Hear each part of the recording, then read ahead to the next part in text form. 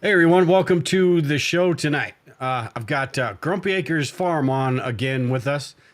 Been a while, been I don't know a month or so since we were Yeah. on. We were on with Tag before, and wanted to just get on and have a conversation with you on my channel and your channel. Tonight we're going to go over.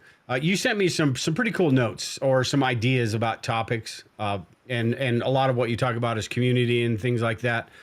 But how you phrased it pretty interestingly, where everyone is on the prepping, homesteading hmm spectrum, which is pretty cool because I was thinking about that, and it's like you got some people that are maybe live in the suburbs, some people that are just starting out, some people that are further along like you, some people that are right in the middle like me. So it's pretty interesting, and also want to talk about where bartering and things like that come in. I had a question from Jammer in our private group. He had about that as well. I want to pose to you, and then towards the end, I suppose we'll get into a couple other things as well that I want to save it for the end, just because the whole Sound of Freedom thing and our thoughts on that, and just society going that direction, and how just regardless whether you're a prepper or not, it's just awful. It's terrible that it's becoming okay. Things like that. It's ridiculous. So, Bill in the chat, what's going on? Denise is here. Liberated Lady, Brandon, everyone, welcome to the show. Can't see your broadcast on your channel as well. I can't see yours, but if you have anything out there, anybody makes any comments on your channel, just let me know, and we can uh, we Well, can. hopefully it's out there. You'd think that the IT guy could figure this stuff out, but I spent like 30 minutes trying to get my channel on there, and I'm not quite sure if I did it or not. Hang on, well, I'll go look. and I did see a notification that you did actually that you added to this event. So I think it worked. We'll see. Well, yeah, it's on there, but I'm not gonna follow my chat. So guys, if you're on my channel watching it and you want to make a comment, come over here to Dale's, and well, I Yeah. gotta get running now. Now I'm hearing an echo. There we go. Come over Okay. here and make a comment here on this chat, okay? What actually this says paired, so maybe I don't know if you are or not. We'll find out. Yeah. Before we get into all this stuff, though, I wanted to mention you guys sent me some long-term food, some freeze-dried food, a hmm couple weeks ago, and I was thinking about getting a harvest right before that, but I tasted. I'm sure you didn't cook it. I'm sure it's your wife's pot roast, Yeah. but it was so amazing. We ended up, Lisa and I decided we were going to go ahead and bite the bullet and get a harvest right, because it's fantastic. The difference between your homemade freeze dried stuff compared to the legacy that I sell over at the SHTF hmm shop and stuff, it's not terrible, but it's completely different. I mean, that pot roast tasted like home cooked, like you just pulled it out of the refrigerator, put it in the microwave, and heated it up. I mean, Right. that's how wonderful it was. So Right. And that's a good thing about the harvest rate. And I think Four Patriots is selling one now too. I haven't seen any reviews on it. There's another company that's selling one now, but the freshness of the materials going in. It's not assembled in the United States. It's made in your kitchen, and that's how it all started with us. Um, my wife, I'm not a small guy because my wife can't cook for two people, right? So all the extra stuff ended up going into the freeze dryer. I'm getting that echo again. Is anybody getting an echo? Or is it just me? in the chat, let us know if you're actually getting an echo from Grumpy. All right, because if it's just me, I can deal with it. But anyway, and so yes, we sell the freeze dried food, and by all means, grumpyacrestore.com. Order it, email us if you want something special. Um, but go buy a freeze dryer. That's what you should do. Yeah, and this is your store right here, and you guys are in the process of setting that up. Tim said he is getting an echo, Okay, so we'll but see. you guys are in the process of getting that set up. I don't know what we. Uh, he said Bill said it comes and goes. Okay, We'll have maybe, to. maybe I don't know. We'll just deal with it. Yeah. Well, If it gets too bad, let me know. but you guys just are in the process of setting up that store, and if you just want to try some out, go there and buy something. Go there and buy one thing. I mean, you've got ice cream sandwiches, you got all sorts of fun Mhm. stuff as well. We had some of the Skittles. Lisa just had some of the rice. I forget what it's. I'm drawing a blank on what it's called now, but just fantastic stuff. So, chicken a la king, I think is what it was. Yeah. Grumpy likes hearing himself talk. That's all. Rabbit Coyote said that. But yeah, it's really cool stuff. And if you just want to try and see what the heck I'm talking about, go get some from their shop and just see. I mean, it's just a massive difference from the stuff you get at the big box stores, I suppose. You know, the things that you can even buy at Walmart these days, the Augustin Farms and things like that. It's fantastic. And then save you money. I'll tell you what, I'm super excited about this harvest right. It's only a small one because I'm not sure exactly how much I'm going to scale with this right now, but I mean, it's so good that we had to bite the bullet and just go ahead and do that. But it's fantastic. Do your own food and you know exactly what's in it. You know exactly, how it was made and the preservatives, far less salt than you would get from the other big box ones. So very cool. Absolutely. And then one other thing, I wanted you to talk a little bit about you guys. I don't know if it's you that put on the Midwest Preparedness Project or if that is just a group you're associated with. What kind of explain to people what that's all about and what you're doing over there? So it started about 15 years ago with 7 families. And it was just a biannual camp out, spring and fall. And we would get together. Yoda and I have been involved for about 12 years now. And it was just a camp out. We started out on the, I don't know if you remember survivalist boards. Yeah. We started out there and it has grown. And last year we had 225 people. So cool. Lake Perry, Kansas, if you can make it, when is it? It is the first week in October this year. And if you can make it, there's camping and all kinds of stuff. Yeah, Brian and I were a couple weeks ago. We were talking about the kind of the difference between like prepper conventions, like the ones we have out here, or the last one we had out here in Colorado in Denver, anyway. Just a big convention. You go in and everybody's just basically selling stuff, which is what you need. I mean, that's what you should expect at events like this. But I think something like that preparedness, the Midwest Preparedness Project, I was going to say experience, the Preparedness Project, that's a little bit different because yes, there are things you can buy as preppers, but it's also sort of a get together, right? Just hanging out with a bunch of like-minded people and learning and classes and things like that. Correct? Last year was the first year that we had vendors, and it worked out well. We only had like 6 of them, so people weren't selling stuff. But Spags from Spags Unfilter and Data from Getting Deep with Data have taken over kind of running the show. Spags used to do the Kansas Preparedness Expo in Topeka. So he knows how to run these shows, and we've grown it. We had really good speakers last year. We've got great speakers coming this fall. David the Good's going to, or not David the Good, Chuck Peoples is going to be there. I think he's speaking at Spags said. And we got a whole bunch of other people. But yeah, it's a good experience because you can camp all week long. There's classes Friday and Saturday, and it's a great time. Seriously. Yeah. If Lisa and I don't get out a whole lot, having, and I'm sure you know, but you know too, having animals and things like that. It makes it a little bit difficult to run around. But Rabbit Coyote said, "What's the date again?" What's the date, Angela? It's the first weekend in October. First weekend in October. Okay, cool. All right, so I wanted to, before we get into all of the, I call it prepsteading, homesteading, the different levels of all of this stuff, or just basic prepping. I want to, let me see if I can find it here. I posed the question, I asked if anybody had any questions for you today in the group here. And Jammer put this up, and I just want to read this and then Mama Bear's comment after this and let you expand on it. But he said, hey, Dale, ask them. I think he thought Tag was going to be on tonight, too. But he said, ask them about how to determine the exchange rate. Example, 5 lighters equals 1 tarp. We kind of know what their worth is based on currencies, but without them, how would we determine that?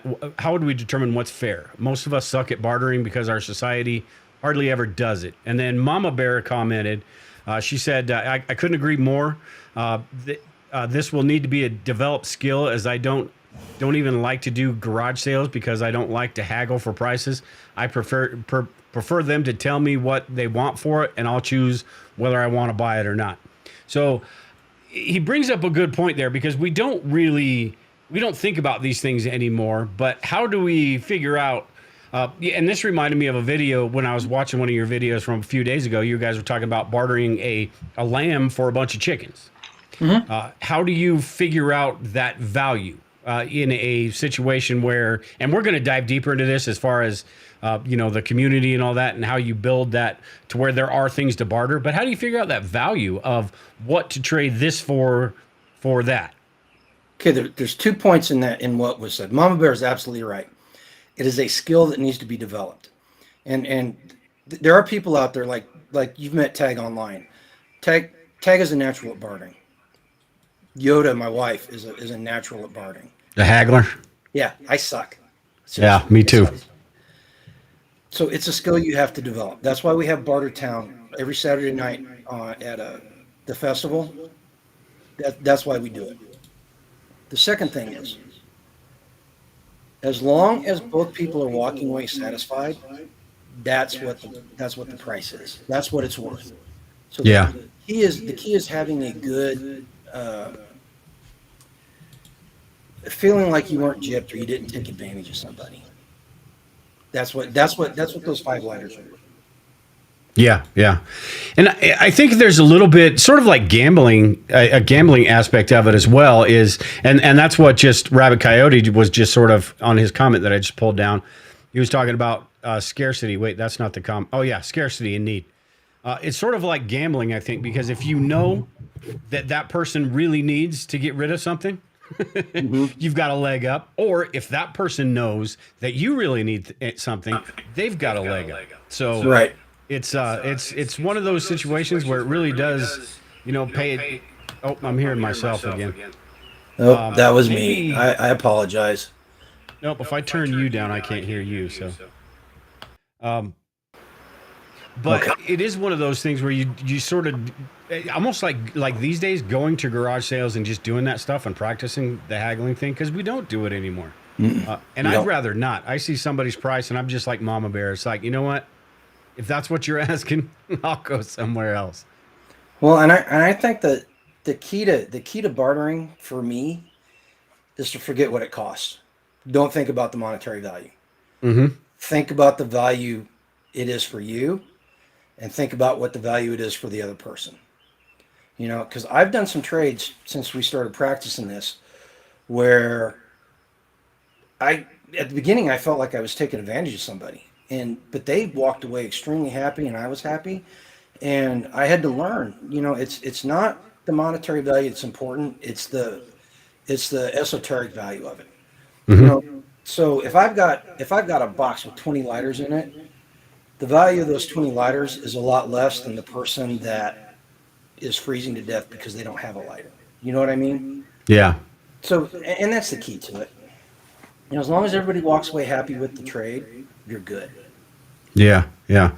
And I think that is one of those things that we do sort of have to break, because we have this defined idea about what something is worth, what we would go to Amazon and pay for it, what we would go, expect to see it at the grocery store, what we'd pay for it.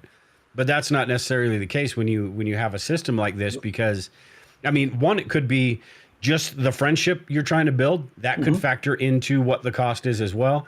So many different things. So yeah, the cost, I think you hit it right off the bat there when you were talking about how it's whatever you feel like it's worth and whatever they feel like it's worth.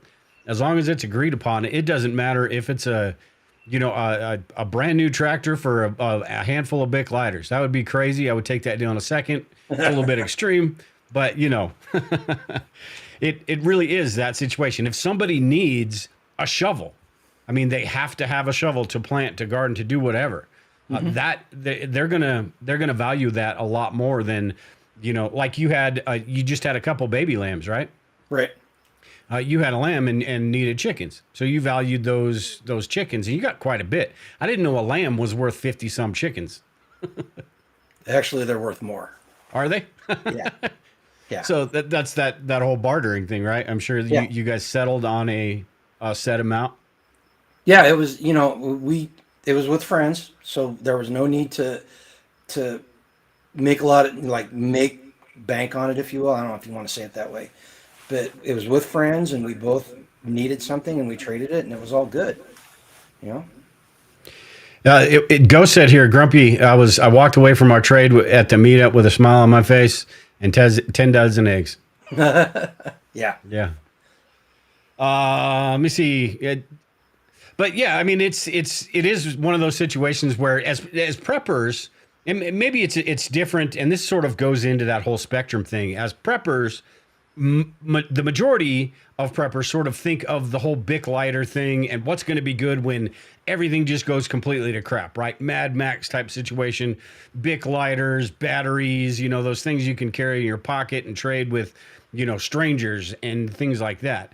But honestly, there's a lot more to it, and it's a lot harder as well. And I'll let you dive into this, but it's a lot more to it when you're talking about trading with friends. It's a lot safer as well. Mm-hmm. You're not trading something with a perfect stranger, and all of a sudden he's seeing how much stuff you have. But it's also with a friend there. If you can build up that community, if you could build up that support group, and that the whole bartering, that secondary economy, I suppose, you have a lot of different options. So you can barter skills, you can barter goods. It's not just those little trinkets and gadgets that you're trying to get rid of, or trying to get one thing, from somebody that you don't even know. That is a tough situation though for a lot of people, because they aren't in the situation, say like you are, or even me a little bit out here, kind of in between. What is like some of your advice as far as if they're on that end of the spectrum, whether that's first starting out, or how to kind of elaborate on the whole spectrum thing that you were talking about, I suppose. Okay. So I'm a firm believer that homesteading is the ultimate expression of preparedness. So every prepper, that you start out as that person that looks at the gear and goes, oh, I got to buy that, and you start buying gear, Mm-hmm. and then you figure out the skills are better, and then as a prepper you mature, and you become more and more concerned about things that are more long term and beneficial to you, and eventually you start thinking about raising your own food. You start with rabbits or something like that. So eventually you get to the point where you start homesteading. Not everybody's going to get there. Not everybody wants to be there. I get it. I completely understand it. But the idea behind everything, whether you're a starting prepper or you're a homesteader, the idea is this thing. It's to be as self-sufficient and prepared as possible, right? So when it comes to being on that spectrum, it's about building the community, right? Because in my opinion, the community is the most important thing, and it looks different for everybody. For the prepper, you're looking at a mag, right? You always hear about people building mags.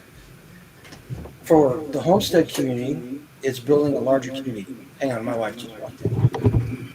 She seems to think it's the microphone being too close to me. Oh, could be. It's the fact that it's restream and I'm a terrible IT guy. That's what it is. Leave it alone. Okay, I'm not supposed to touch it. I have been told. But and building community is the whole point of where you are in the spectrum, and it's like I said, it's going to look different for everybody. The hardest part of building a community is that first conversation with somebody. Bartering with somebody is a fantastic way to build relationships, right?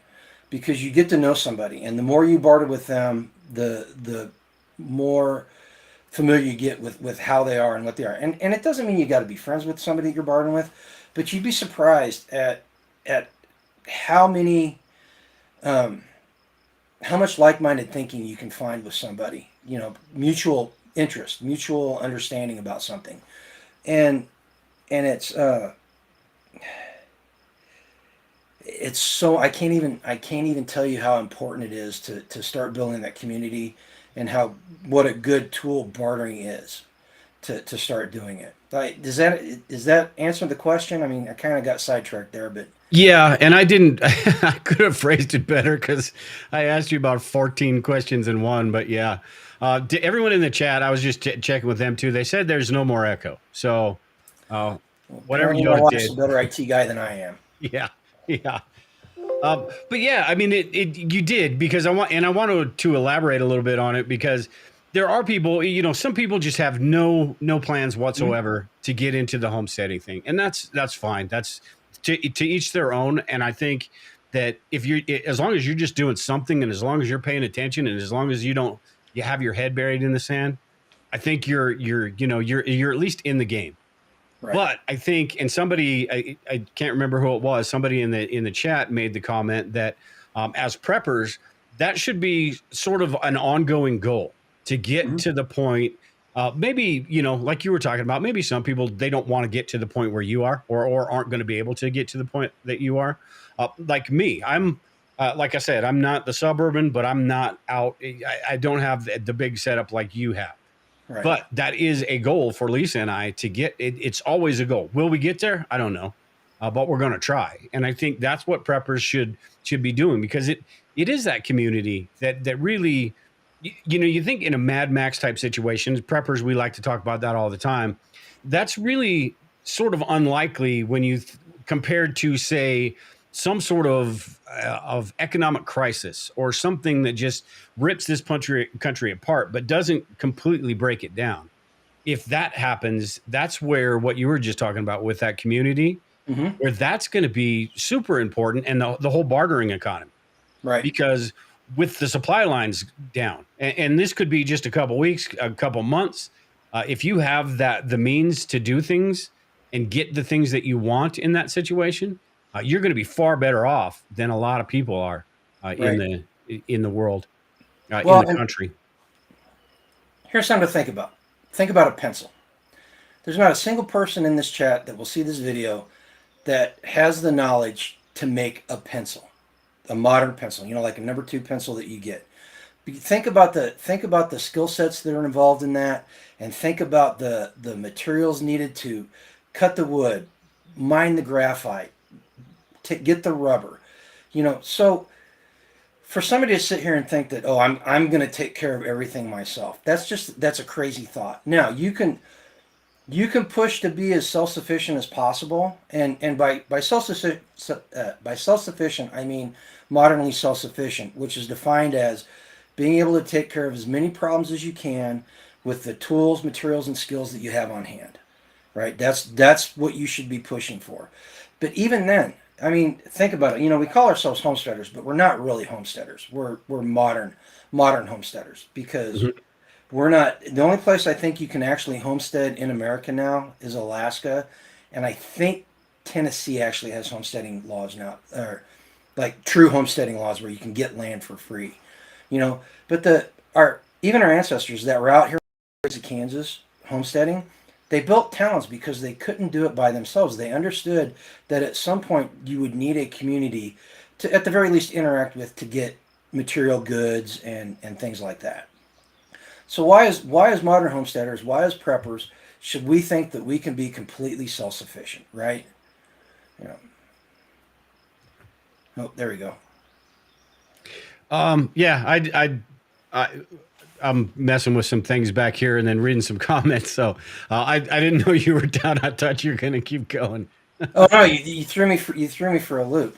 When it changed, I was like, oh, that's the picture I was looking for. Yeah, I've been trying to stay in frame because I move around a lot. I was just thinking about it when we do your show. You guys are always on full screen, and I was like, why am I not putting this on full screen? So, but somebody had made a comment, and I pinned it here so I didn't lose it. Okay. Again, this is like the fourth comment I pulled up from Ram Coyote, but he's making some good points tonight. And I wanted to ask you about this. 2012 was the last time I considered myself a prepper. Bought my BOL and decided that we needed to just move into it and begin the homesteading process. I'm curious your opinion, and then we'll get back to this. Your opinion on the term prepper, because for me, and I don't know if it's the same for you or not, it's something that it's more of a way to just categorize what I do.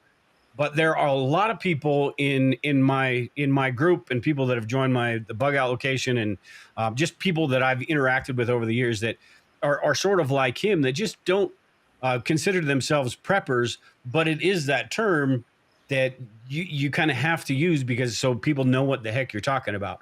Sort of like the homesteading thing where what you were talking about. But what are your thoughts on the whole, prepper thing as a, or Up homesteader thing or the whole categorizing everything? up until recently, I despised the word prepper, and that's thanks to National Geographic. They Yeah. took and they stigmatized that word so badly. And it's only been the last 2 or 3 years that I've been able to start using it again and feeling comfortable with it. And I agree with you. It's a way to describe where you are on the spectrum. And it's like one half of that prep or homesteading spectrum. And I think people need to, if they're going to talk about themselves being preppers, they need to think more about where they are on that timeline. Because the person that's just getting into it, the person that just got their eyes opened up and is running off their pet fear, what the fear that drove them to buy that first bug out bag or whatever, buy Mhm. their first case of beans, whatever it was.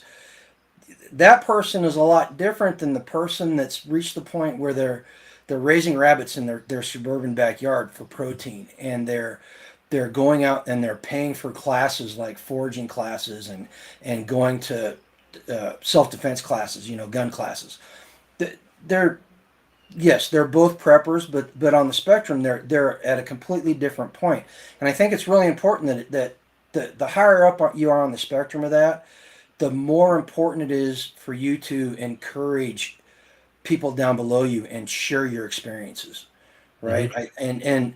And I don't mean one of the reasons we got off of survival boards, or I got off a survival board, was because it became toxic. Yeah. Seriously. And everybody was an expert, and if you didn't agree with what they said exactly, they would excoriate you and try to tear you down. And that's not what we should be doing. A, it's it's ridiculous. It's childish. B, it's counterproductive because I want that person. I want that person that's terrified of what's going to happen next week. I want that person to get better. And the only way they're going to get better is if we share our experience with them and help elevate them. And as they elevate, they'll elevate us because at the very least we're going to learn how to I don't like to use the word teaching because it implies a student teacher type of relationship, but it's going to elevate us because it's going to help us be able to share what we know better with people, right? I know that sounds kind of touchy feely, but it's the truth.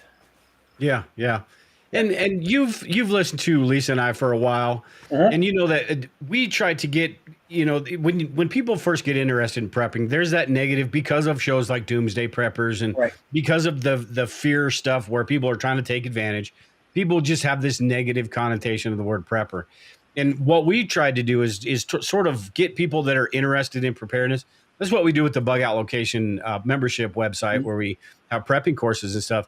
Show them that preppers aren't batshit crazy. Like prepper, the term prepper and the actual prepper are completely different, completely different. Right. Even to the point where most preppers wouldn't consider themselves preppers, I suppose. So I think it's that education and that stuff that people sort of need to get over that hurdle of understanding that stigma isn't correct. I mean, there's people out there. It's absolutely that way. But Mhm. once you get past that, then you can get to the point where it is, that you get past that initial, self consciousness or whatever you want to call it, and then you get into okay, I'm just going to start doing this stuff. I'm going to get into this stuff, and then you move up in that spectrum that we've been talking about tonight, where you get to the point where you're like, okay, what's my next step? What's my next goal?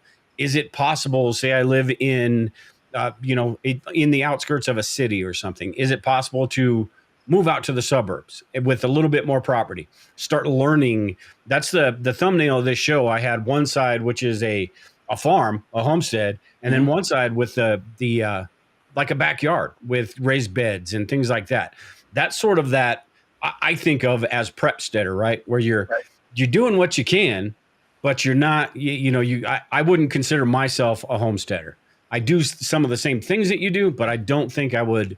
I don't have any lambs or any large game like that.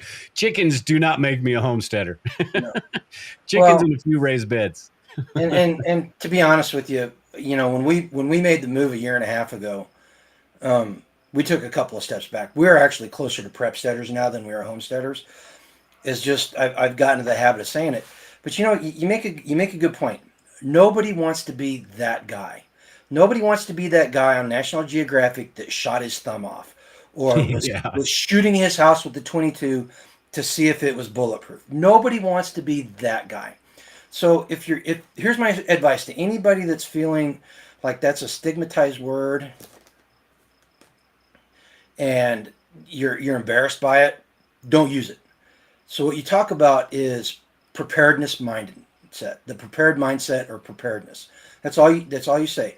And another thing that does is it allows you to take that conversation and start talking to the people around you that are not like-minded. And you can start talking about it. I use it all the time to talk to my coworkers about the canning that we do and the raising the sheep and trying to get them to realize that they need to be more concerned about this stuff. And it does make a huge difference, because when you're non-aware person, for lack of a better term, here's prepper, they tune you out.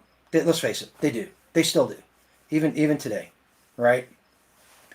And as far as the homesteading go, like I said, we took a couple of steps back and we were closer to Prepsteading because in my mind, a modern homestead is somebody who can raise a majority of their food on their property. And Mm-hmm.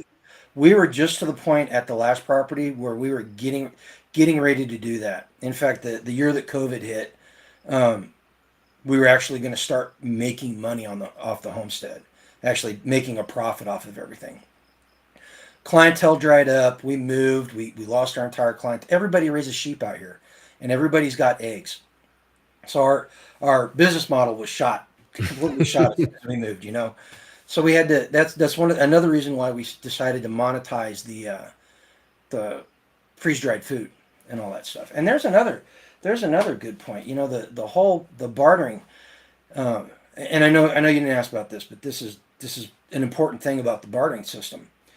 Is it creates a parallel economy, and it gets us so we're not spending our money in the system, for lack of a better word, or description. We're creating this parallel economy where our wealth stays within our community before it goes off to the state capital or Washington, D.C. Yeah. And so that's another reason why community is so important, and learning these bartering skills and moving your way up that prepper spectrum and building community is so important. Yeah. Yeah. And you sort of brought up a good point about the whole bartering thing as well. And I got a question from Jammer too, but you talk about everybody around you. It's got eggs and all of that stuff. Mm-hmm. If it's a situation like that, you sort of have to pivot, right? Because sort of like you did with the freeze dried food and all that. It's like, okay, this is not going to be beneficial, whether you're talking about trying to make a few bucks to, pay the property tax, or you're trying to, be able to have things to be able to barter with in the future that don't require blood, sweat, and tears. You got to figure out those different things. And I think that is, plus, that freeze dried food is so good. That's worth a few dozen eggs. Thank you. But yeah, that's a good point. You've got to figure out what those things are. Jammer said here in the chat, let me pull this up. He said earlier, how do you barter with friends without making them feel screwed? And I think this is one of those things we have sort of this, at least I do, this mentality that, hey, I don't want to, bartering almost feels like shady, right? Like you're trying to cheat somebody, you're trying to get a deal, you're trying to screw them over. And it's really not that way, right? But that's kind of the feeling we have about all this stuff. Well, and to Jammer's question, there's two things I would say about that. The first one is, and this is gonna sound so bad, when you're done with the trade, no matter how you feel about it, never say, "Man, I got the better end of that deal." Just don't say it. Whether you feel that way or not, just don't say it. And the second thing is, when you're dealing with friends, the friendship is as much the equation as the value of whatever your trading is. And you have to decide at some point, you got to be willing to take less than what you would from a stranger just because they're your friends. And that's why I'm really big on this one. Man, we've got our friends and family values for stuff. And if you're friends and family, what we expect in trade or in monetary compensation is not nearly as much as what we expect from a stranger. You know, Yeah. so you got to be willing to make some sacrifices. If you don't want your friends to feel like you're screwing them over, you got to be willing to do that, right? That doesn't mean you let them walk all over you, because inadvertently they might, but you got to be willing to give and take a little bit there. Yeah. And friends will have a little bit more leeway as well. So if they are in a dire situation, they don't have anything to barter yet, maybe they're waiting for harvest or something like that. Right. You're more willing to, help that person out if you've got a little bit of extra, knowing that they're a trustworthy person. They're going to repay you when they can. Whereas a perfect stranger, it's going to be no dice. Sorry about your luck, bro. You're not getting any of my stuff. So yeah, yeah. Well, and here's something else, and it took me 12 years to learn this, seriously, because we've been dealing with this community for 12 years. There is no ledger, right? When we do stuff with people, we do not keep a ledger, and that was something I was extremely guilty of, where I was like, I don't want to do that because I don't want to feel like I owe that person something.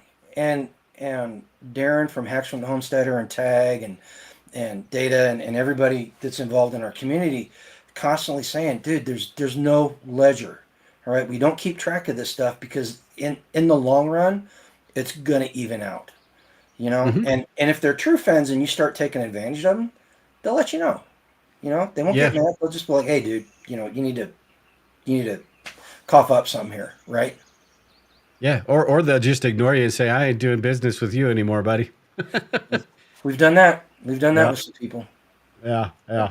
But it does bring up the point again of community and having those avenues available to you Hmm. when and if something does happen, even if it's just a long term, prices are through the roof, and it's y- y- doing these things inside rather than paying the super high taxes and all of the super high prices at the grocery store. Having those little systems set up can save you a few bucks, even if it's like all we have really is basically eggs. We've got our garden, which is basically for us, which is not enough to sustain us, but it's not enough to where we're giving that out to people. But during the summertime, we've got more eggs than we know what to do with. So many Hmm. that Lisa is taking them to work and basically making people take dozens of eggs. Well, now Now, that you're getting a freeze dryer, you can freeze dry them. oh yeah, we're going to be doing that. Yeah, Good. yeah, yeah, we're going to be doing that. But yeah, you could set something up. Like Lisa was in the chat. Lisa has budget equestrian, by the way. She was in the chat talking about how we've got neighbors that have certain things, and if we have eggs, we can do that. I am not the type of person to walk around to 5 different neighbors like the newspaper delivery guy with 5 dozen eggs and just hand them out all over the place, or collect $2 here and there. But the fact that just making sure that they know that Mhm. that is here, and making sure that they have, I guess, feel like they have access to you, where they can come and say, hey, I've got this, you got any eggs? What about something like this?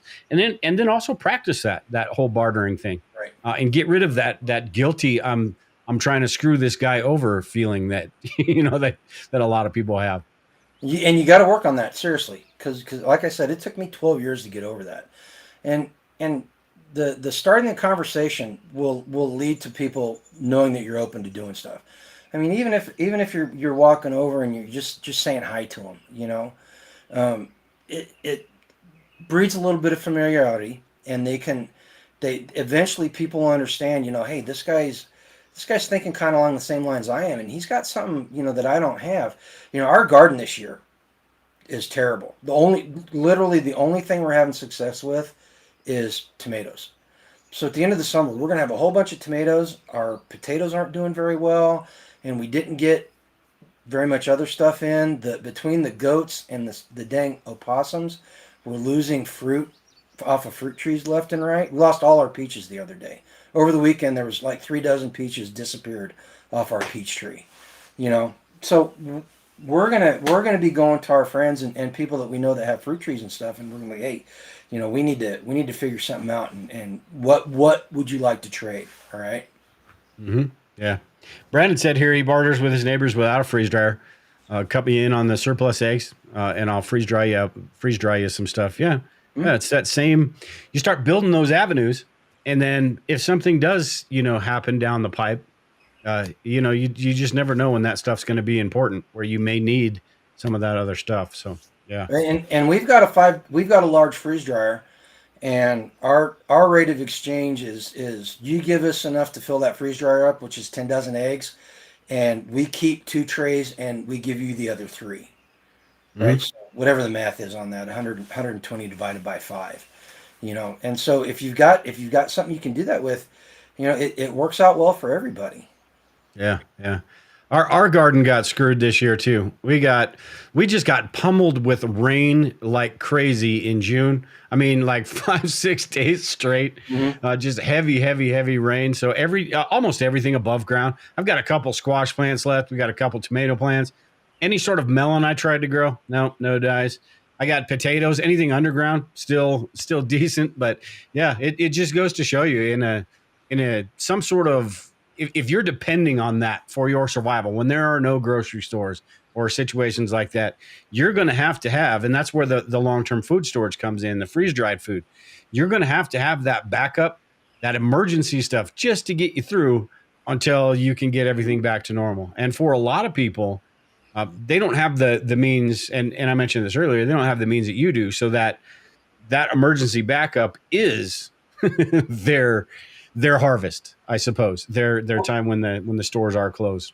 Well, it's somebody that's living on a suburban lot, and you can raise a lot of food on a suburban lot. It's super simple, and it just takes you wanting to do it and learning the skills.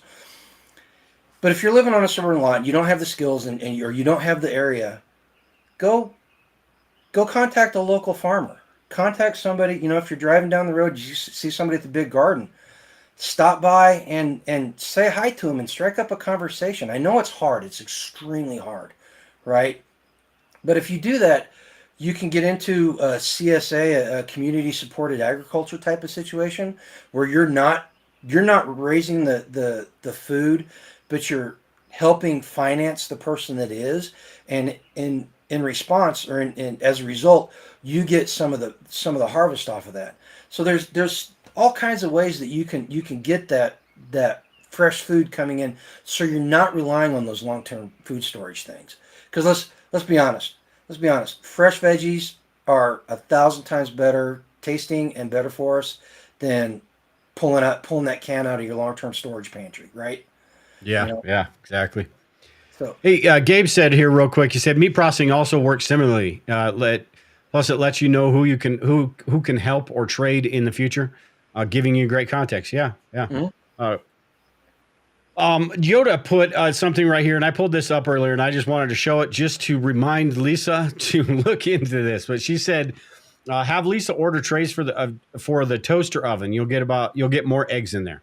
So the trays that come with the harvest rate only have like a 1/2-inch lip on them, and you can go to Amazon and you buy toaster oven trays that have a 1-inch lip, and you can get more eggs in there, and you don't end up spilling them. She says you get more eggs in there. That's the important thing. My big thing was when you move the eggs from the kitchen to the freeze dryer, you invariably used to spill it because the edge on that tray was so small. So yeah, and they're inexpensive. You get in the large one, you can get 2. Well, Angela, type the size of those trays in there for the large. But you have to play with it and see what works for your freeze dryer. But yeah, get different trays. And Brandon in the chat said, "What's the name of those trays again?" So if you could put that in the chat too, that would be cool. I'm sure she's already on it, but they're just you know what we'll have to do in the future? We'll have to get all 4 of us on and do a show. That would be kind of fun. Dude, I told you before, I'm not sure I want Angela and Lisa playing together. If you guys ever come out to Midwest Preparedness Festival, man, our lives are going to be miserable because Lisa and Angela and probably Skane's girl, I don't know if Skane's is on here or not, and then the Cougar Club, they're all going to get together and they're going to make us miserable. So I don't mind getting online with it, but man, they're not allowed to play with each other once we meet in person, all right? Yeah, I think that would be Well, at least the first time it would be interesting and fun, right? We'll see how it goes, but I think it would be a blast. Like I said, we're going to talk about this in a little bit, but I was watching her and you talk about some stuff the other day, and she's not afraid of the camera, and Lisa's not afraid of the camera, so we might as well You'd get think everybody not, but I together can't and get her see to what make happens. videos on a regular basis, man. If I get her to make videos, and everybody on our channel wants to see her, that's the crazy thing. And she does great cooking videos. You know, she really does. But She cooks good. I know that. you know, Yeah, yeah. I just watched one with her. Is it your grandson? Is it Beast? With No, a little chainsaw? that's one of the community kids. That's Oh, one of the okay. community kids. He's a good kid. All the kids in that family are really good kids. They're all Yeah. homeschooled. They're homesteaders, and they're learning stuff, and they're good kids. Yeah, I just watched that video and it was interesting because Lisa just did the similar product review for her budget equestrian channel, and I Mhm. gave her such a hard time in the beginning for that little tiny chainsaw until I had some branches that I actually had to process. You know, get those off so you can turn the rest of the branch into firewood, get the little Mhm. twigs off, and it actually works pretty good. And I was like, you know what, this isn't a terrible tool to have for the small jobs. Yep. So Dude, I've been going out there. I've been going out there every night when I'm babysitting the goats and the sheep when they're out on the pasture. I take that little thing out there and I cut down small trees. I'm limbing stuff up like it needs to be done. I've been trying to break the thing and I can't. yeah, yeah. It's really convenient. And I know you could just use a machete or whatever to chop the twigs off, but that's so much easier. I mean, it's literally just plus the fact that with Lisa and even, small kids like Beast or whatever, Mhm. it makes them more inclined to give you a hand. So you're not doing everything Right. yourself. Because if I were to pull out a big chainsaw, Lisa would be like, no, I'll move some stuff out of the way for you, but I'm not touching that thing. Absolutely. Well, and I'll tell you what, man, it's been in the 90s with a dew point of like 75 here. So going out and swinging a chainsaw or a machete or wielding a great big chainsaw is not fun. Oh, come on. You just said, stop working me like a slave and I'll do more videos. Don't listen to her. She's on vacation most of the time. Don't listen to her. And then Lisa said, yeah, and then he took my chainsaw. Yeah, I use it all the time now. But I recharge the battery. I don't just leave you with a dead battery. Yep. At any rate, I did want to talk a little bit about what you guys were talking about the other day because you did a video, and I don't have the link. I'll put the link in the show notes, but it's only like two. If you go to Grumpy Acres Farm YouTube channel, it's like 3 videos ago. It's a live stream. You guys did an hour live stream, but you're talking about you had just watched the trailer for what is the movie called again? Sound of Freedom. Sound of Freedom. Yes, and she was pretty upset about it. I mean, you could tell she was visibly affected by just watching the trailer because of her work in the past. Correct, things Right. that she used to be in that life, so she's got a firsthand knowledge of that more than the rest of us do. Well, we actually went and saw it on Sunday. And something we found out Monday after we paid $50 to go to the movie theater is churches across the country are showing it for free. So if you are in an area where there's churches that are showing it, I mean, ask around and find out. Message aside, it's a really well done movie. They did a good job on it. And the message is so important these days. And yes, she was extremely upset because she was with an organization 10, 12 years ago that was raising money to build facilities in the Kansas City area to house these kids once they were rescued. Because there's 2 choices if they don't have someplace to go, is they either sit in a jail or they go into the foster system. And neither one of those is where neither one of those is where any kid needs to be, seriously.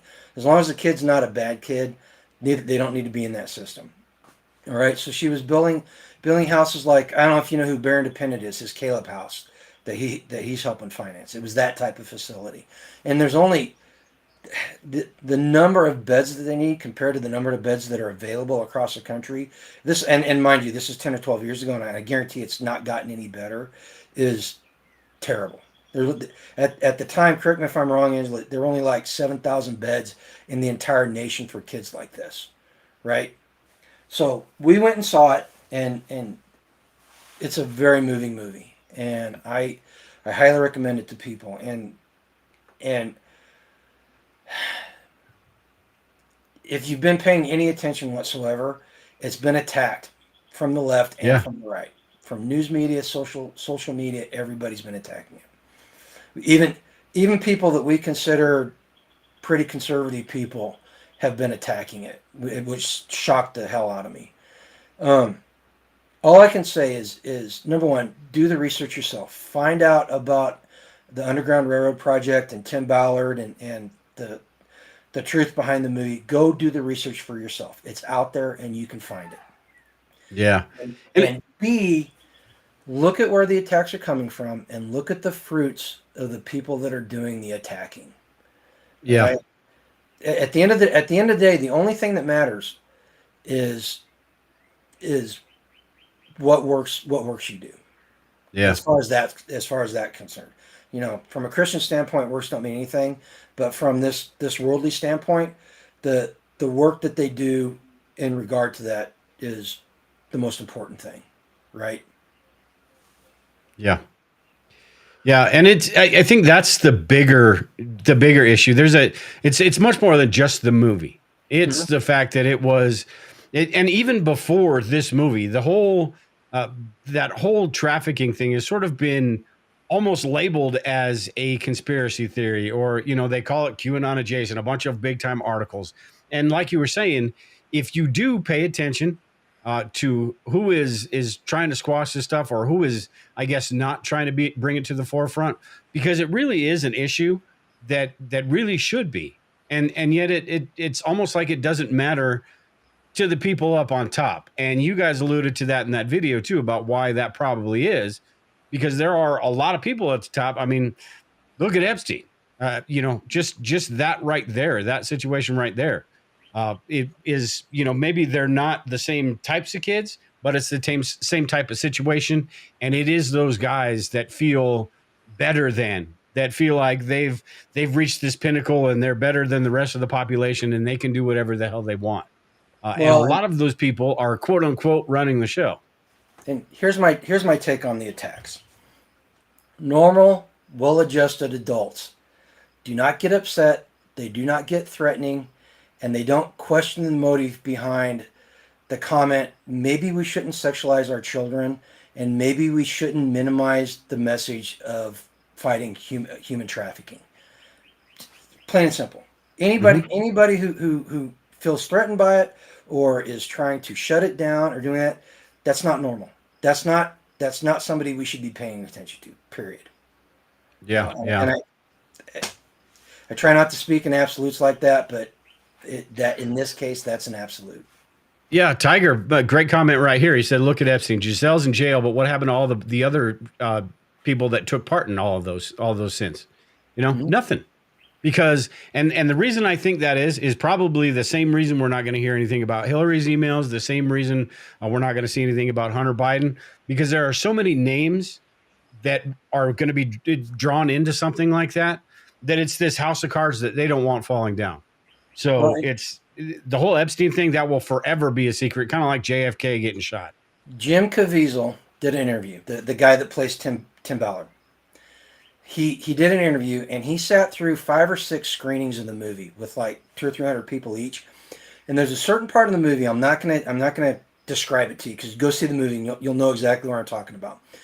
But he said the first times he watched it, people would start talking. The audience, they'd hit this certain point of the movie and they'd start talking. And his mind is like, oh, they're losing interest. They're losing interest. The last time he did it, he finally stopped and he asked some people, what were you guys talking about? And there's a part in the movie where people in the theater were actually turning to each other and going, Epstein's Island. They were literally saying that because they understand what's going on. And yes, okay, let's play devil's advocate here for a little bit. The movie's overhyped. The movie is like exaggerating what's going on. It's not completely truthful. Let's just say, I'm not saying that's the way it is because I do not believe that, but let's just say that's the way it is. should that detract from the idea of fighting human trafficking and fighting child sex slavery? Should it? I don't think so. Period. Yeah. End of sentence. Yeah. You know? And that's the concerning part, is that's sort of where society seems to be, not sort of, it is where society seems to be going these days, where all of this is just something that used to be completely taboo. And I think you guys were talking about a wood chipper. Somebody's got a wood chipper for Kentucky pedophiles or something in your show, but something that used to be like that is almost accepted these days. So Kentucky Sustainable Living has a T-shirt that says "Compost Pedophiles," and it's got a picture of a wood chipper with a bloody foot sticking out of it. That's awesome. The money that's raised from the purchase of these shirts goes to Veterans for Child Rescue. A portion of the profit goes to that cause, and Angela and I fully support the cause, and she wants one. I don't think I would ever wear a shirt like that, but that's something to talk about off screen. Yeah. I don't know. I think I would wear it. Hey, Wilbrook said in here, Off Grid Doug attacked the movie. Said it was made by bad people. I didn't know that. I'm not so sure what to think about him these days anyway. Okay. To Doug's credit, he did a video yesterday or the day before this, and he said he was wrong. Oh, did he? Okay, good. He flat out said he was wrong, and to his credit, he amended that. So he was one of the ones I was really shocked where the tone of his video was coming from, but he admitted that he had made a mistake. Good. Well, if he still got that up, I may have to watch that and see what he said, because I don't know why. Because I know Jim Caviezel isn't a bad person, so maybe he's talking about other people or all that. Well, and think about this. Think about the nature of what's going on, right? Because you're not only talking about child sex trafficking, you're talking about business, you're talking about politics, and hopefully you guys come back. I don't know if you guys. My computer keeps blacking out on me for some reason. I'm not sure what's going on. But I'm not noticing anything over here, so hopefully they're not. But you're dealing with a whole bunch of unsavory things right there. And to think that you could operate even on the good side of that equation and not have to do some things that were shady, is shady the right word? Or unsavory? To think that you could get through that, even attacking it, and not get dirty is very naive, right? So I'm willing, and it goes back to my statement. Look at the works. Look at the outcome of what's happening on both sides of that equation. You know what? I'm okay with my heroes getting a little dirty in the process. I'll just put it that simple. I'm fine with it. Mm-hmm. Yeah. It's just a shame that something like that. I'm glad Brian and I talked about this last week, where the reviews on Rotten Tomatoes were just outrageously good. So I'm glad that people are seeing, the average citizen are seeing what an important issue this is. But it seems like the higher up they get on that the quote unquote food chain, the less they give a crap about it, the less they want it talked about. There's too many other important things, and it's just nuts to me that they're more concerned, like with the whole Pizzagate thing, right? They're more concerned about John Podesta, his name getting smeared, than the thousands of children that are getting screwed. I mean, that's where the priorities are with these people that are, up there, whether that's media, whether that's politicians, whether that's corporations, CEOs, all that. That's where their priorities are. It's not the little people that they never see. It's not the ones that are, invisible to them. It's their, the buddies, the ones that they care about, the ones that are possibly complicit in the whole thing. Well, and I think here's another aspect that I saw somebody talk about of this, the attacks against the movie. This movie was in the can for 5 years. It sat there made for 5 years, and Disney got it whenever they bought. Was it Warner Brothers or United? Anyway, they bought it. They bought the original producers, the original people that made it, and so they sat it on the shelf. And this movie would not be in the movie theater right now if the people that actually made the movie did not buy the rights back, because they were not, Disney was not going to show this movie. They were not going to allow it to be shown. And the only reason why this Why would movie, that's opposite of what Disney does these days. yeah, exactly. But the the the this movie has been successful because the message has moved people to spread the word, and the way that people market it, they're pay it forward. If you've already seen the movie and you want to see it again, don't see it again. Buy a ticket for somebody else, right? Word of mouth is what's making this message go out, and I think that the powers that be, the system, if you will, I think the system is afraid because this is the first time in a long time that I can remember that we the people have taken something and elevated it to where they can't touch it. Because let's face it, man, they made $85 million in 2 weeks. Well, since July 4th, right? Off an independent movie. They're crushing the big studios. They're crushing all of them.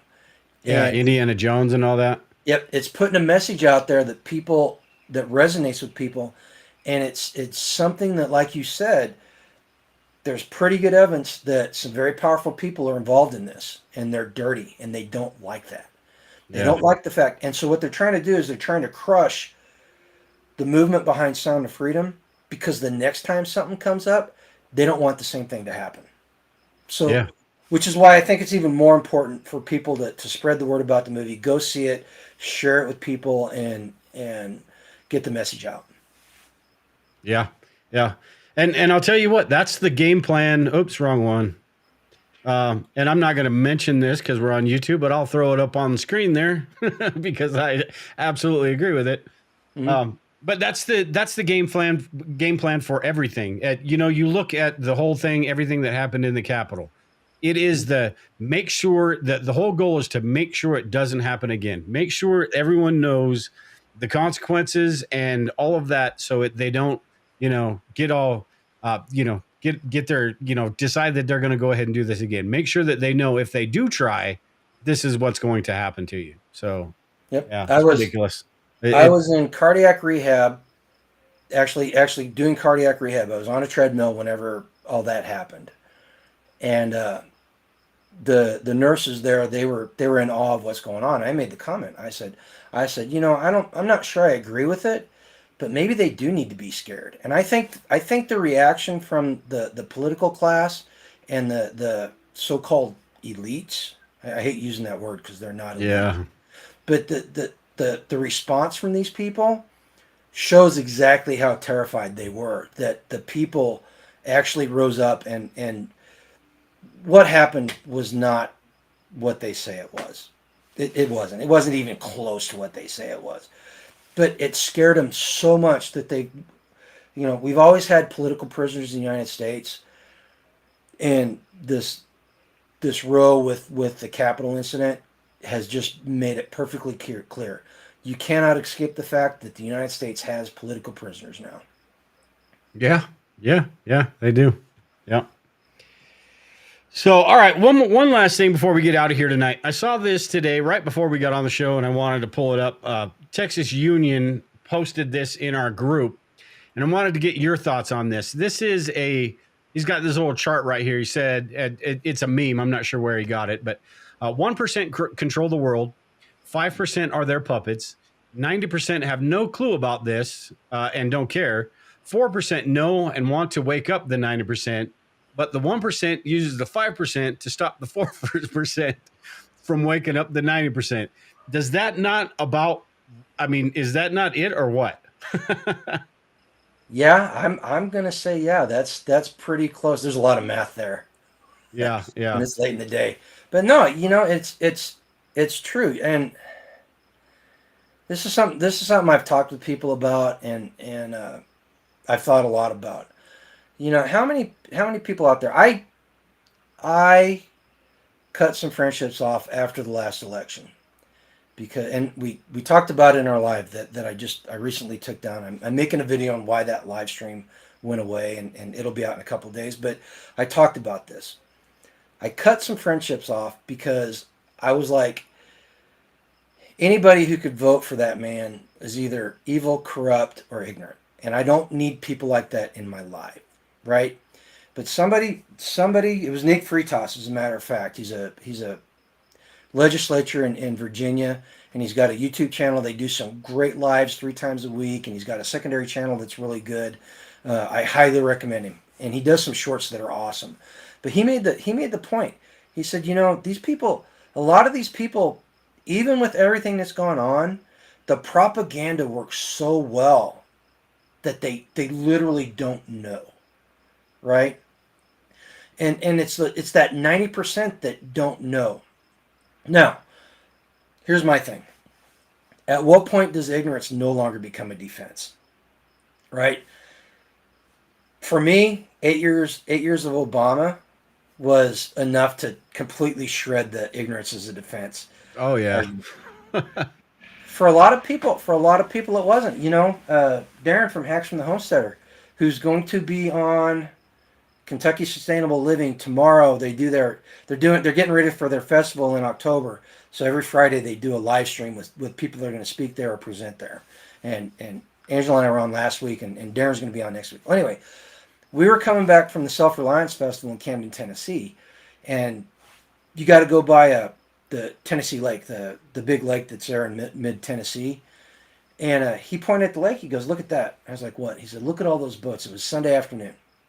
And he said, those people don't know, and they don't care, or they wouldn't be out on the lake on a Sunday afternoon spending money doing that. And at the time I was agreeing with him, but I hadn't thought about how deep a statement that was, and how important it was to where, as preparedness-minded people and patriotic-minded people, how important that is to us. Because we got one of two choices at this point. We can go out there and we can attack those unprepared people, and we can turn them off, and we can tell them how stupid they are and how ignorant they are, and we can drive them right into the arms of the people that want us to stop talking. Yeah. Or we can understand that the situation is not the way we perceive it to be, and try to bring them into the fold. Yeah. And that goes to exactly what I was talking about to start off the show too. How Lisa and I try to dispel that notion of what that crazy prepper is, right? Right. You bring them into the fold, you tell them, hey, you know what? It's not all this crap that you heard. That has nothing really to do with being prepared for different events and different situations, and just being prepared yourself to handle whatever life throws your way. That has nothing to do with, the mainstream prepper narrative out there. And if you can pull them in, and then there are some that are just never going to give you the time of day, don't want to, they don't want to hear about it. It's something that, it just doesn't fit into their lifestyle, their routine and all that. That's right. Fine. Go your way, do your thing. I think it's really dangerous for people that sort of had gotten into preparedness, because you talked about at what point does it, do you not have an excuse anymore? Mm-hmm. Those people that have got into preparedness and maybe they just decided, hey, you know what? I'm not going to do this anymore. I don't care anymore. I don't have the time for this. Those, I think, are the people that don't have an excuse anymore, because you know better right. And you chose not to do something. So it's like that dude in the Matrix that took the blue pill so he could eat the steak. Right? Yeah. Right? And who was it? Somebody posted, so I don't know who said it, but they said, have you tried talking to those people, the ignorant? Yes, and it's extremely frustrating. But you cannot, and the Bible gives us a great way to handle this. At some point you just got to shake the dust off your feet and move on. So mm-hmm. you try to engage these people, and for every, even if out of 10 people you only get one person to at the very least open their mind and start thinking about it, you've won. Because that's one less person that if something happens that you're going to have to worry about, right? Yeah, exactly. And that's why I try to approach this the way that I do, Lisa and I, and even you, how you and Tag and all of your people do the things, that the whole preparedness, the homesteading. Because if somebody gets into this and they see I'm not going to throw any names out that I want to really bad, but I'm not going to talk about, especially since he doesn't live in our country. Now everyone knows who I'm talking about. Yeah. Um, but if people see stuff like that first, Mhm. their fears and their everything that they're thinking about right there just gets super heightened up, and they're like, "Oh crap, I really have to do this now."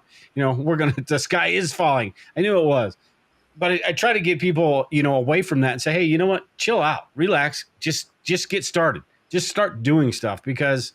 The odds are we've got time. Yeah, the odds are you're going to be just fine. That nothing's going to happen tomorrow. Who knows these days, though? The more I say that, the more uh, the more I question myself because it seems like on a daily basis things are going crazy. But you just gotta, yeah, it's get out of that, and that's probably a reason a lot of people get into it and then just abandon it as well. That's because they see all that and the stress and the fear and all that, and they're like, oh, I can't handle this anymore. So.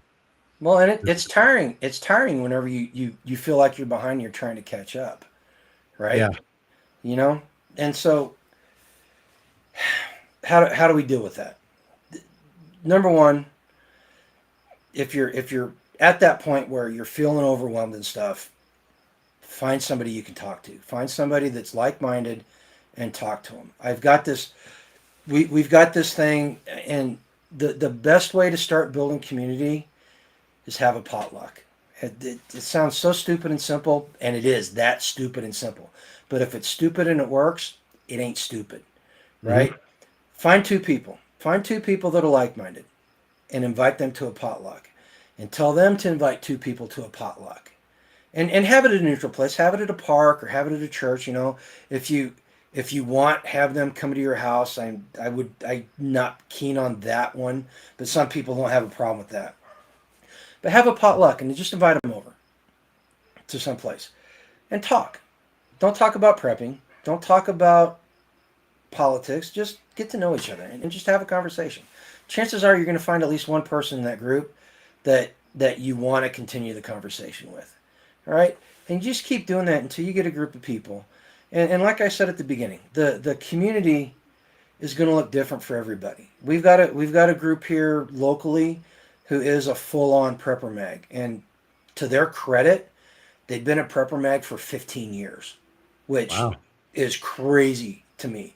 Because we tried doing that with our group, and we had one meeting, and the only agreement we came to was we need another meeting, right? So it's a hard thing to do, and the fact that they're that successful is amazing to me. But to other people like our community, we decided that we're going to be in the same geographical area. We're not going to be co-located on a bug-out location, right? We're all going to have our own homesteads, and we're trying to build our community that way. We're on pace right now to have added 12 families to our community in the last 18 months by December, which is Cool. awesome. And part of the thing is we want to start influencing local politics. We all need to be involved in local politics and the schools. If you've got kids, even if you don't have kids, be involved in the schools. But you want to start influencing the environment around you, so that if something does happen, you're not out there by yourself and you're not fighting against the tide whenever it rolls in, right? Yeah, exactly. Hey, real quick, one last thing on this, a little bit before you were just talking about that, but Sovereign Citizen said a lot of times the person you're talking to isn't the one whose mind you change. That's a very good point, and this has happened to me a bunch of times, not just in preparedness, but with a lot of different things. Even just your children, right? You're saying something to one kid, you're trying to teach them about this or that, and it's the other one you had no idea who's actually paying attention to you, right? Mm-hmm. So you could be having a conversation about something and someone else, at the table or whatever, just overhearing it, and really taking an interest in it, but doesn't want to jump into your conversation. You just never know what's going to happen, and it really depends on how you broach the subject too. I think as you're talking to people about this stuff is, it's not you don't have to talk about the crazy stuff. You don't have to talk about the insane stuff. Your sidekick summed it up perfectly. And I took the conversation I had with him and broke it up into some shorter videos. And one of the videos talks about this, but he summed it up perfectly. You know, he said we have to open our mind and we have to listen to people with opposing opinions. Because even if I disagree with that person 99%, if I agree with that one tiny 1%, I need to integrate that into my thinking.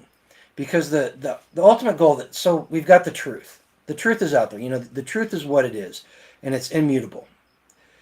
There's no your truth, my truth, their truth. It's just the truth. Mm-hmm. Everybody has their own perception of the truth. And what we should strive to do all the time is get our perception of the truth as closely aligned to what the actual truth is as we possibly can. Because when we do that, what that's going to do is it's going to open up so many different avenues that we can approach a problem from. Right? We can approach it from so many different angles if we align ourselves exactly what the truth is. And sometimes it hurts. Sometimes it sucks. I do not like agreeing with liberals. But sometimes liberals out there, Marxists, sometimes like that 1% of the time they'll say something that makes sense, and you got to take it into account, right? Yeah. Well, and the same applies. It just because somebody on the right says something doesn't mean, and I tend to lean quite a bit that way, doesn't mean they're right. And it doesn't mean that just because they say it, I have to agree with what they've said. So yeah, it's the same exact thing. Just because they're on the left doesn't mean I have to disagree with everything they said just because they said it. Now, if it's Biden, that's a little bit different. I'm Okay, going yeah, to there's certain disagree with avenues. everything he says.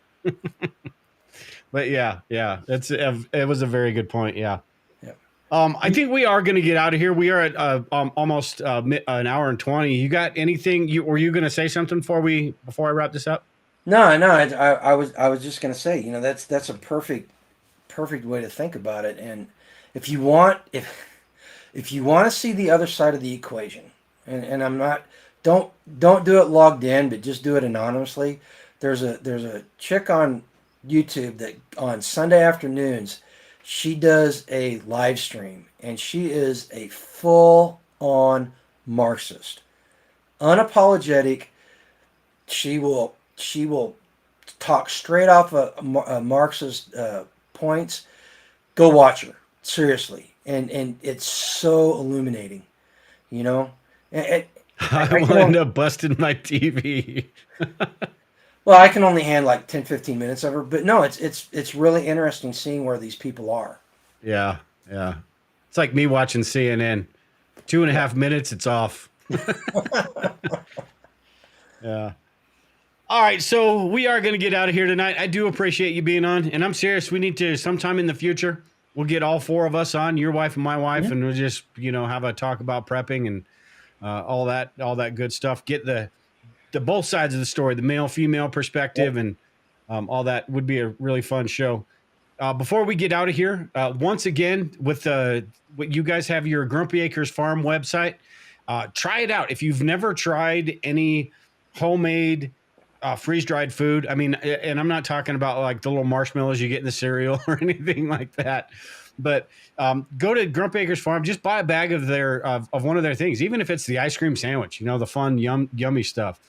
Try it out and see what you think, and then work towards getting one of those harvest rights and doing that stuff for yourself. So, and this is coming from a guy that actually sells long-term food storage stuff. So, and I'm saying this stuff is just so much better. I can't wait. Ours is going to be here in the next couple of days, and I'm probably going to make some mistakes and all that. But, and then once again, let everyone know about what you guys are doing at the Midwest Preparedness Project. So Midwest Preparedness Project is the first week in October. I think camping opens up on Wednesday and it goes through Sunday. We have classes on Friday and Saturday. Saturday night, Angela and Darren are going to run a seed exchange. I'm sorry, that's Friday night. Saturday night is the potluck in Bartertown. No cash involved, straight trade. You can only trade silver is the only silver and gold, precious metals, the only gold or only currency you could use. Got some That's really cool. good speakers. But Yeah. and if you guys want to see us, we'll be at the Doug and Stacy's Homesteading Life Conference the first week in August. The last week in August, we will be in Marshfield, Missouri, at the Ozark Homestead Expo, and then second or third week in September we will be at Self Reliance Festival in Camden, Tennessee. If you guys are close to that, you need to go to that. Nicole Sauce, Living Free in Tennessee, is the person you need to watch to get all the information.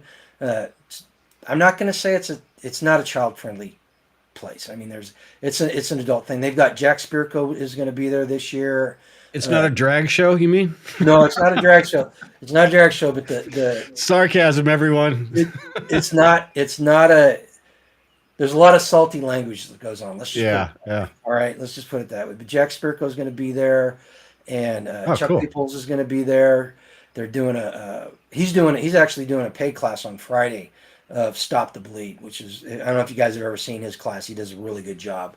We got some special things lined up with our vendor tent with that and him and some other people. And then Midwest Preparedness Festival is the first week in October because the Boy Scouts rented our campsite every Friday in September. Boy Scouts. Anyway. And then the last weekend in October, we're going to be in Kentucky. Where are we going to be in Kentucky? Angela, if you're still in the chat, where are we going to be in Kentucky? The Kentucky Sustainable Living. The YouTube channel's that, or Shelly from Two Old Crows they talk a lot about it too. But that's going to be their first festival, and it looks like it's going to be a really good one. Yeah. Hey, just real quick, you said I can walk Lisa through it. I'm not sure what they're talking about, but she said give G your number. I definitely will after the show as well, and you guys, they can. I'm sure it's something with the harvest, right? This is the freeze dryer stuff. Yeah, if anybody has any questions about freeze drying, our email is on our YouTube channel about page. Drop us a line. Yes, we sell the freeze dried food. It's more important that everybody buy one and start putting this stuff away themselves and start doing it for themselves. You know, if you don't have the time or money, we're more than happy to sell you our goods, but we would rather you go buy your own and become self-sufficient in that manner. Yeah. What do you say? Somebody calls you up and says, "Hey man, I need 2 years worth of dehydrated food." You could be able to fulfill that order. It may take some time. Some time, but we'll try it. We had two large freeze dryers going, but we had the compressor on one died, and so we're trying to get it fixed right now. But so we're only running off of one, but we try. We'll try. So you do have the means to at least give it a shot. Yeah. At the very least, go try it. You know, if you're curious about it, try it out. Like probably not going to want to do your whole long-term food storage with that, but give it a shot, and then great for camping, hiking, all of that stuff. Just throw it on your shelf. Good for 25 years or whatever. Fantastic stuff. But yeah, we are going to get out of here. I appreciate it. Like I said, we'll have to do this again here in the future, whether it's your channel, my channel, or both channels like we are tonight, whatever. Maybe another time with Tag as well. But with that, everyone in the chat, appreciate you all. Half of them already left because I said we were leaving 10 minutes ago. So. But I appreciate you all joining in tonight. Until next time, take care and prepare, and we will talk to you all later. Stick around a little bit, Grumpy, and we'll chat afterwards. Go live a life done free, people.